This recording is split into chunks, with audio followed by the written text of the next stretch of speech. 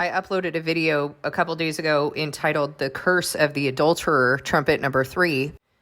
And Mrs. Rosaria messaged me a little while ago and was talking about Ezekiel, I think it's Ezekiel 9, where the women are mourning the god Tammuz and the men are bowing down to the sun. And she said, I just kind of feel like this goes along with this whole, curse of the adulterer. And of course, we're talking about adultery having to do with fornicating with the world and turning away from God. In trumpet number 3, we're told that the waters turn bitter and that many of the people die from the waters that have become bitter. Well, we know in scripture that waters refer to peoples, multitudes, languages, and nations. And so if the people are turning bitter from the peoples, multitudes, languages, and nations, then they're being influenced by other peoples, multitudes, languages, and nations.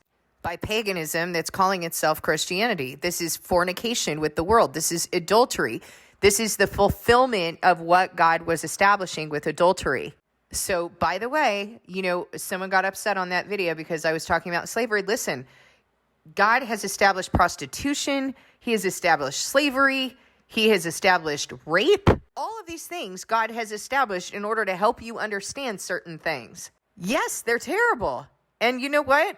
God isn't just showing you good things. In fact, a lot of the time, he is showing you really terrible things so that you understand the danger that you're in. I don't care if people get upset with me about that, because really you're getting upset with God. He's the one who established these things. And if you don't believe that, then you don't believe in his sovereignty. He established these things in order to help us understand certain things.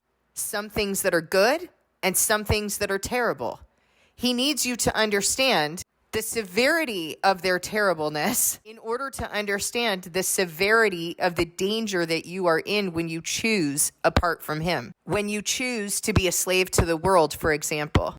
When you choose to be an adulterous wife, for example. As I was considering Mrs. Rosario's statement regarding Ezekiel and the women mourning the god Tammuz, God began to place on me the image that we see over and over. That image hanging around the neck of every adulterer.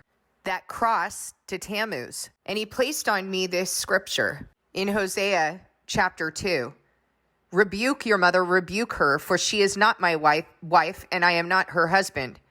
Let her remove the adulterous look from her face and the unfaithfulness from between her breasts. The very place that image lies, around the neck and between the breasts of every adulterer, a sign of who they serve, a sign of who they belong to.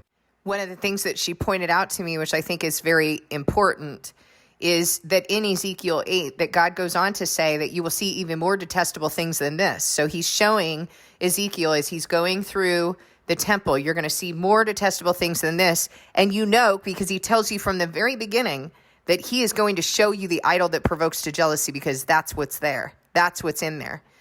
And you see that the women are mourning the god Tammuz, and the cross is the cross to Tammuz, and the men are bowing down to the sun, and Tammuz is a sun god, which is historically what pagan Rome has worshipped, and what pagan Rome worships within Catholicism. Catholicism is not Christianity. It is paganism. They can call it whatever they want, but it does not bear the fruit of Christianity, and it does not have the spirit of Christ. And the thing that she was pointing out to me is that the men are bowing to the sun in the east, but they have their backs turned toward the temple. So they have turned away from the temple toward this sun god. In scripture, you used to pray toward the temple because that's where the presence of God is, or was understood to be. So, for example, in 2 Chronicles 6, when Solomon is praying, he is praying to God and he's saying, so when your people turn and pray towards this temple, or this is the temple where you have chosen to be worshipped, please watch over it day and night and listen when I turn toward it and pray.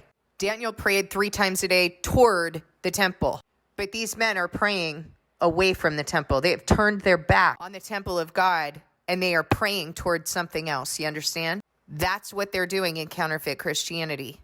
That is the unfaithfulness between their breasts, the adulterous look on their face. This is what God is talking about. Thank you for listening. God bless you, and I'll see you in the next video.